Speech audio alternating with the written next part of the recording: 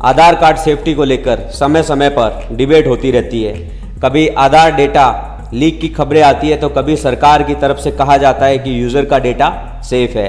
क्या हो अगर कोई ये कह दे कि आपका आधार कार्ड फुल प्रूफ नहीं है, ऐसा हम क्यों कह रहे हैं, इस वीडियो में बताएंगे। नमस्कार, आप देख रहे हैं एडीएम न्यूज़। आधार कार्ड एक ज़रूरी डॉक्यूमेंट है और सरकार इसके डेटा को फुल प्रूफ बताती है। अगर क्या हो कि किसी को इसका डेटा चोरी करने का तरीका मिल जाए, ऐसा कोई तरीका है तो अब तक किसी की नज़र में क्यों नहीं आया। दरअसल इसकी वजह अलग अलग एलिमेंट्स है जिसकी चर्चा हम इस वीडियो में करेंगे।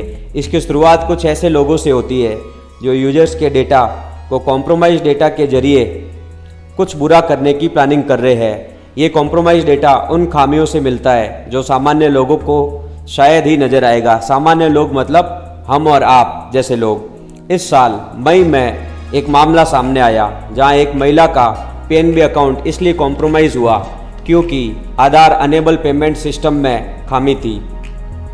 इस सिस्टम का यूज़ करके यूज़र किसी माइक्रो एटीएम या पीओएस से पैसा निकाल सकता है। इस पूरे सिस्टम में यूज़र का पैसा निकालने के लिए आधार नंबर, बैंक का नाम और अपना फिंगरप्रिंट सेंसर देना होता है। यहाँ पर जो स्कैमर्स होते हैं वो एक सिलिकॉन थंब का इस्तेमाल करके बड़ी ही आसानी से यूज़र के अकाउंट से पैसा निकाल सकते हैं। मौजूदा समय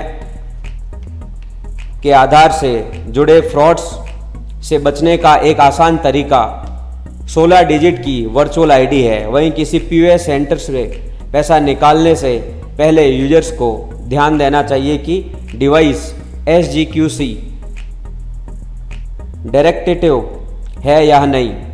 जून 2022 में पीएम किसान सम्मान निधि पोर्टल पर यूजर्स के पड़े डेटा को चोरी किया गया और उसके साथ भी कुछ ऐसा ही हुआ था। साइबर सिक्योरिटी प्रोफेशनल ने इस संबंध में एक आर्टिकल लिखा था। इस दिक्कत को CERTN को पहले ही बता दिया गया था। जानकारों के पब्लिक होने से पहले खामी को ठीक कर दिया गया था। आप सिर्फ गूगल पर आधार स्कैम सर्च करके देख सकते हैं कि किस तरह से आधार का मिसयूज़ किया जा रहा है। लगभग 4000 सेल कंपनी ने स्टोरेज आइडेंटिटी का मिसयूज़ किया गया। इसमें 16000 फेक GST रजिस्ट्रेशन है।